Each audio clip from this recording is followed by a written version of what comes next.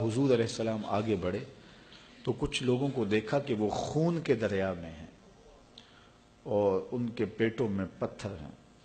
تو جبریل امین سے پوچھا کہ یہ کون بد نصیب لوگ ہیں؟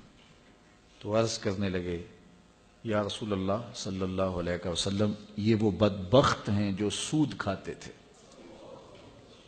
سود لینا، سود دینا، سود کی رقم پہ گواہ بننا، وزر میں گناہ میں سب برابر ہے. اور اللہ تعالیٰ جل شانہ نے اتنی سختی کے ساتھ ہمیں سود سے منع کیا ہے. قرآن مجید اٹھا کے دیکھیے، کسی شخص سے اللہ نے اعلان جنگ نہیں کیا، سود خور سے اعلان جنگ کیا ہے. اللہ اکبر.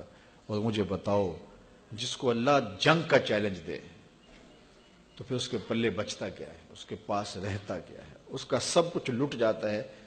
جسے اللہ کہے کہ تیرے ساتھ میرا اعلان جنگ ہے، تیری میری جنگ ہے، تو پھر کیا کوئی مقابلہ کرنے کی سکت رکھتا ہے؟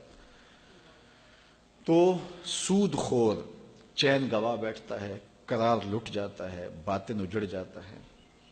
وہ سمجھتا ہے کہ اس سے میرا کاروبار آگے نکل جائے گا، لیکن اس کا انجام رسوائی ہے. چونکہ اللہ جل شانہ جب کسی کو اعلان جنگ دے رہا ہے تو پھر اس کا نتیجہ شکست کی صورت میں اسے دیکھنا پڑے گا، کیونکہ اللہ کا مقابلہ کرنے کی کسی میں ہمت اور سکت نہیں ہے. تو وہ رسوا ہو جائے گا. قرب قیامت میں سود عام کر دیا جائے گا، مختلف ناموں سے سود ہوں گے. بلکہ ایک مقام پہ فرمایا کہ سود نہ پہنچا ہر شخص کو اس کا دخان یعنی دھواں ضرور پہنچے گا.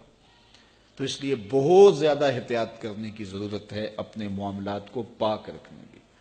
مختلف ذریعوں سے مختلف پیکج لے کے لوگ آپ کے پاس آتے ہیں اور آپ کو سودی کاروبار میں پھنسانے کی کوشش کرتے ہیں. اللہ نے جو دیا ہے اس پہ توکل کرو. غریبوں کی نسبت امراء دولت مند زیادہ پھنستے ہیں کہ کاروبار بڑے اوپر چلے جائیں. وہ نیچے دیکھیں، وہ لوگ بھی ہیں کہ جو نان شبینہ کے لیے ترس رہے ہیں، لیکن اللہ کا شکر ہے کہ وہ سود نہیں لیتے. تو آپ اپنی مجبوریاں کیا بتا رہے ہیں؟ جی مجبوری ہے، کاروباری مجبوری ہے. تو وہ بھی گریز کر رہے ہیں. تو آپ تو اللہ نے آپ کو کروڑوں روپے دیے ہیں، اربوں روپے دیے ہیں، تو آپ صرف بڑھوتری کے لیے چاہ رہے ہیں. تو سود میں تو بڑھوتری ہے ہی نہیں.